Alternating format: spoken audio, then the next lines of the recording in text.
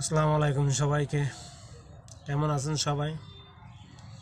কালকে বাংলাদেশ এই দল ইন্ডিয়া এই দলকে সুপার ওভারে সবচেয়ে মোমেন্টাম একটা খেলা দেখাইছে, যেমন এসে রেকর্ডময় সুপার ওভার আর হয় না, যেরকম হয়েছে।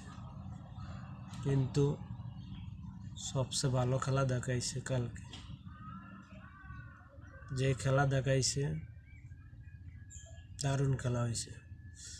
শুভকামনা রইল পাকিস্তানকে ফাইনালে হারাবার জন্য।